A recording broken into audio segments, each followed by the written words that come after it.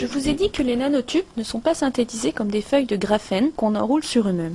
Mais alors, comment sont-ils fabriqués?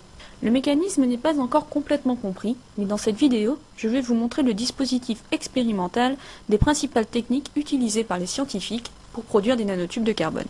Il y a deux techniques principales. La première a été utilisée fut la méthode par arc électrique. Voici la chambre de production par arc électrique. Celle-ci est remplie avec un gaz non réactif. À l'intérieur, deux tiges de graphite sont insérées et un courant est appliqué entre elles. Une des tiges est appelée anode et l'autre la cathode.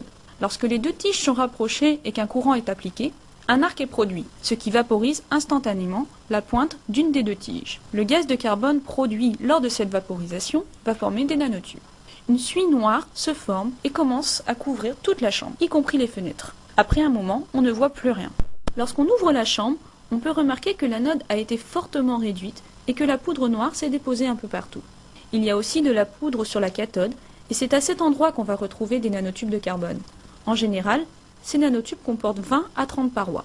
Si on ajoute des catalyseurs métalliques à l'intérieur de l'anode, il est possible d'obtenir des nanotubes de carbone monoparois. Les nanotubes synthétisés par cette technique sont presque parfaits et ne comportent que très peu de défauts. Malheureusement, le principal problème vient du fait que d'autres formes de carbone sont produites en même temps et qu'il est très difficile de les séparer les unes des autres. Il est aussi difficile de produire de grandes quantités. L'autre principale technique est la déposition par voie chimique, plus connue sous son nom anglais Chemical Vapor Deposition ou CVD. Dans ce cas, le matériau de départ n'est plus le graphite, mais des composés carbonés gazeux et des hydrocarbures. Nous avons également besoin d'un catalyseur métallique. Celui-ci va former de très petites particules qui vont agir comme de petites graines. Dans cet appareillage CVD de l'université d'Oxford, le métal est déjà présent dans la molécule de départ. Il utilise du ferrocène qui contient un atome de fer par molécule. Le jeune chercheur prend un tube propre et prépare l'expérience. Il introduit un nouveau fond dans le tube et ferme toutes les espaces vides avec un coton résistant à la chaleur. La solution d'hydrocarbures est chauffée et un gaz non réactif passe à travers. Le mélange passe ensuite à travers le four dans lequel la température peut varier de 300 à 1150 degrés. L'expérience peut durer seulement 5 minutes, comme elle peut prendre plusieurs heures, afin de produire des nanotubes plus longs.